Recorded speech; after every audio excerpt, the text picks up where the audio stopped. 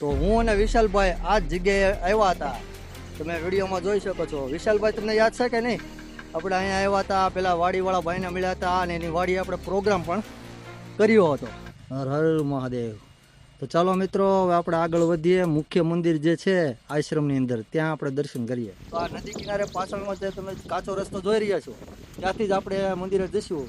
અને હા મિત્રો, હું અને વિશાલભાઈ આહિર જે રાજકોટના વતની છે, અમે આ મંદિરે સાથે આવ્યા હતા. જે છે હું તમને અહીંથી બતાવું, અને બની શકે તો હું અહીંથી બતાવી જ દઉં, કારણ કે અહીં કે ઊભું રહેવાય એવું છે નહીં. અમે જ્યારે આવ્યા હતા ત્યારે અહીંથી એકદમ ચોખ્ખું દેખાતું હતું, પણ અત્યારે અહીંયા ક્યાંય ઊભું રહેવાય એવું નથી. છતાં હું તમને ટ્રાય કરું દેખાય તો. જૂનો ધૂણો હશે મિત્રો. બાપુ અહીંયા હોત તો આપણને આ મંદિરની થોડી માહિતી મળત, પણ આઈ એમ સોરી, બાપુ અત્યારે છે નહીં. આ જૂનું મકાન જે છે એમની જ પાછળ એ શિવજીનું મંદિર આવેલું છે.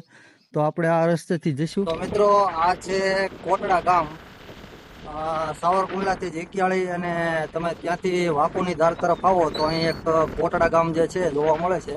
તો અહીં પણ એક મંદિર આવેલું છે, આપણે ત્યાં પણ દર્શન કરીએ. તો મિત્રો, આ મંદિર જે છે ભોળાનાથનું જ મંદિર છે. તો એ મંદિર નદી કિનારે આવેલું છે, અને ત્યાંનું વાતાવરણ જે છે આજુબાજુનું એ કાંઈ ઘટે નહીં એવું છે. અને આ રસ્તો તમે જુઓ, ગીરના રસ્તા ચોમાસામાં કાંઈ ઘટે નહીં એવા બની જાય છે.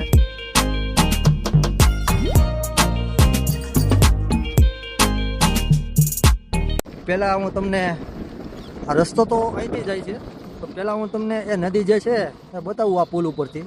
ત્યાંથી કેવું સરસ મજાનું લોકેશન આવે છે એ જોઈએ આપણે. મિત્રો, વિડીયોમાં તમે જોઈ શકો છો, આ છે નદી અને બંને બાજુ સરસ મજાનું જંગલ છે મિત્રો. તો આજે હું આ નદીના કિનારે આવેલ ભોળાનાથના મંદિરે આ વિડીયોના માધ્યમથી આપણે દર્શન કરવા માટે લઈ જઈ રહ્યો છું. તો આ નદી કિનારે પાછળમાં જે તમે કાચો રસ્તો જોઈ રહ્યા છો, ત્યાંથી જ આપણે મંદિરે જઈશું.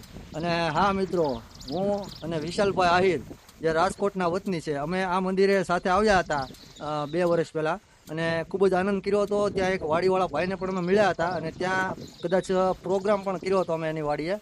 તો અત્યારે આપણે દર્શન કરવા જઈ રહ્યા છીએ એ ભોળાનાથના મંદિરે. તમે વિડીયોમાં બન્યા રહેજો મિત્રો. તો ચાલો જઈએ મંદિરે. તો થોડી વાર પહેલાં આપણે પેલા પુલ ઉપર ઊભા હતા, ત્યાંથી મેં તમને નદી બતાવી અને સુંદર દ્રશ્યો બતાવ્યા. તો અહીં આ કાચો રસ્તો જે છે ત્યાંથી જ આપણે ભોળાનાથના મંદિરે દર્શન કરવા માટે જઈશું.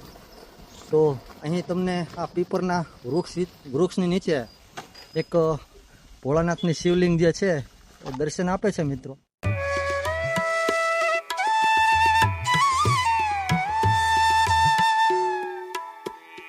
હર હર મહાદેવ.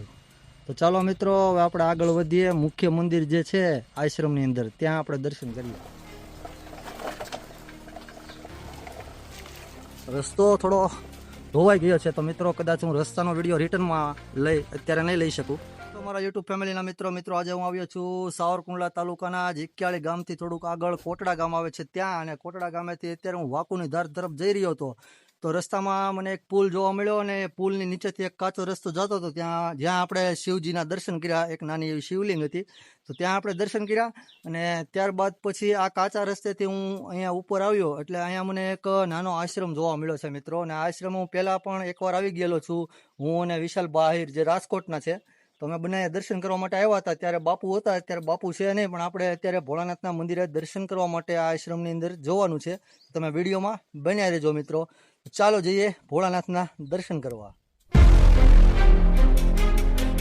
તો આ આશ્રમની અંદર દાખલ થતા તમને અહીં બાપુ જે રહે છે એમની નાની કુટીર જે છે જોવા મળે છે. અને અહીં તમને એક જેને કહેવાય છે કે ધૂણાના દર્શન થાય છે. તો આ ખૂબ જ જૂનો ધૂણો હશે મિત્રો. બાપુ અહીંયા હોત તો આપણને આ મંદિરની થોડી માહિતી મળત, પણ આઈ એમ સોરી, બાપુ અત્યારે છે નહીં, અને એ કદાચ બહાર ગયા. આશ્રમની અંદર એક જૂનું મકાન પણ જોવા મળે છે, તમે વિડીયોમાં જોઈ શકો છો. આ જૂનું મકાન જે છે એમની જ પાછળ એ શિવજીનું મંદિર આવેલું છે. તો આપણે આ રસ્તેથી જઈશું.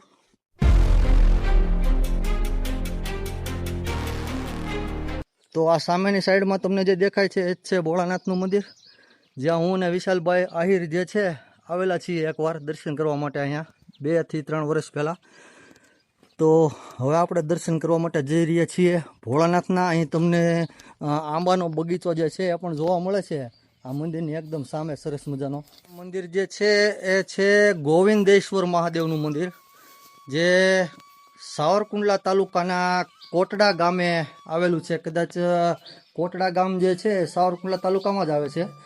મારા ખ્યાલ મુજબ. તો અત્યારે આપણે દર્શન કરી રહ્યા છીએ ગોવિંદેશ્વર મહાદેવના.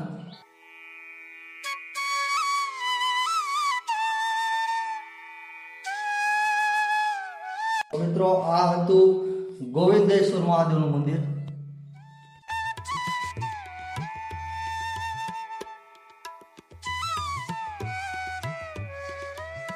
આપણે આજે ગયા હતા પેલા મહાદેવના મંદિરે, ગોવિંદેશ્વર મહાદેવ જેને કહેવામાં આવે છે. અને આ મંદિર જે છે એ સાવરકુંડલા તાલુકાના કોટડા ગામ નજીક આવેલું છે. અને કોટડા ગામ જે છે એ સાવરકુંડલા તાલુકામાં જ આવે છે કદાચ. તો એ ગામની સીમમાં એટલે કે નદી કિનારે આ મંદિર આવેલું છે. અને આ એક ખૂબ જ જૂનું મંદિર છે. અને બાપુ અહીંયા અત્યારે હાજર નથી, નહીંતર આ મંદિરની જે કાંઈ માહિતી જે છે એ આપણને જોવા મળતા વિડીયોમાં, એ માહિતી બાપુ પાસેથી આપણને સાંભળવા મળત.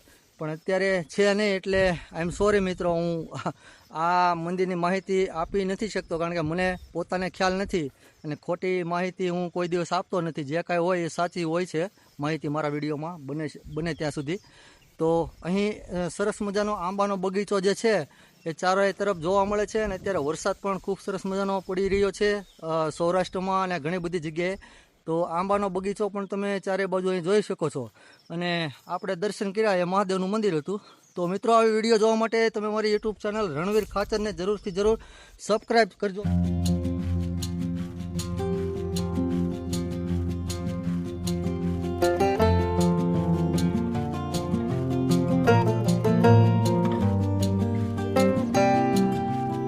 આપણે દર્શન કરી લીધા ગોવિંદેશ્વર મહાદેવના.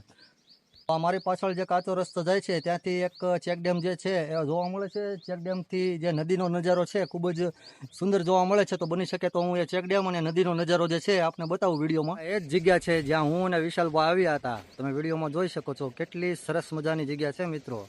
તો આ તમને પાછળ વૃક્ષો દેખાય છે, ત્યાં જ જે ચેકડેમ જે છે, જે નદી છે આવેલી છે. તો આપણે થોડા નીચે જઈએ અને એ ચેકડેમ જે છે હું તમને અહીંથી બતાવું. અને બની શકે તો હું અહીંથી બતાવી જ દઉં, કારણ કે અહીં ક્યાંય ઊભું રહેવાય એવું છે નહીં. અમે જ્યારે આવ્યા હતા ત્યારે અહીંથી એકદમ ચોખ્ખું દેખાતું હતું, પણ અત્યારે અહીંયા ક્યાંય ઊભું રહેવાય એવું નથી. છતાં હું તમને ટ્રાય કરું દેખાય તો અહીંથી કદાચ એ ચેકડેમ જે છે એ દેખાય છે, પણ એટલો બરોબર નહીં દેખાય, કારણ કે વૃક્ષો અહીં આડા છે. તો મિત્રો, આ છે અહીંનો ચેકડેમ અને આ છે અહીંની નદી ખૂબ સરસ મજાની. તો હું અને વિશાલભાઈ આ જ જગ્યાએ આવ્યા હતા, તમે વિડીયોમાં જોઈ શકો છો. વિશાલભાઈ, તમને યાદ છે કે નહીં? આપણે અહીંયા આવ્યા હતા, પેલા વાડીવાળા ભાઈને મળ્યા હતા અને એની વાડી આપણે પ્રોગ્રામ પણ કર્યો હતો. મિત્રો, આ હતું શિવ મંદિર જ્યાં આપણે દર્શન કર્યા આશ્રમે. તો હું ચોમાસાના વાતાવરણમાં આવા મંદિરોએ ફરવા માટે જાઉં છું, દર્શન કરવા માટે જાઉં છું. અને આ વિડીયોના માધ્યમથી આપ બધા મિત્રોને પણ દર્શન કરાવું છું. તો આ રસ્તો જુઓ તમે કેટલો સરસ મજાનો છે. તો આપણે આ જ રસ્તેથી આવ્યા હતા ભોળાનાથના દર્શન કરવા માટે. અને આ નદી કિનારે કાંઈ ઘટે નહીં એવો આશ્રમ છે. તો એકવાર તમે જરૂર પધારો આ આશ્રમે. મંદિર નાનું છે પણ ખૂબ જ રોમાંચક અને સુંદર મજાનો રસ્તો છે વૃક્ષોની વચ્ચેથી. ખાસ કરીને ચોમાસામાં આવો તો તમને મજા આવી જશે. જુઓ તમે આ નદી જુઓ મિત્રો. તમે જોઈ શકો છો અહીં એક પુલ બનાવ્યો હતો, પણ વધારે વરસાદ હોવાના કારણે આ પુલ કદાચ તૂટી ગયો છે. તો તમે જોઈ શકો છો આ નદી કિનારો છે અહીંનો. અને અહીં સાંજના સમયે આવવું નહીં, કારણ કે આ ગીર વિસ્તાર છે. તો અહીં રાત્રે કદાચ કોઈ જાનવર જોવા મળે અને કોઈ ઘટના બને, એટલે સાંજના સમયે અહીંયા ના આવવું. જેમ બને એમ દિવસના તમે અહીં આવો તો વધારે મજા આવશે અને જોવા પણ મળશે આ બધું. તો આવું સરસ મજાનું લોકેશન ધરાવતી આ જગ્યા છે જ્યાં આપણે ભોળાનાથના દર્શન કર્યા. પેલી બાજુની સાઈડમાંથી ગયા હતા આપણે રસ્તેથી. તો આવી વિડીયો જોવા માટે તમે મારી યુટ્યુબ ચેનલ રણવીર ખાચરને જરૂરથી જરૂર સબસ્ક્રાઈબ કરજો. ચાલો મિત્રો, હવે મળીશું નવી વિડીયોમાં. ત્યાં સુધી બધાને હર હર મહાદેવ સાથે. જય હિન્દ, જય ભારત.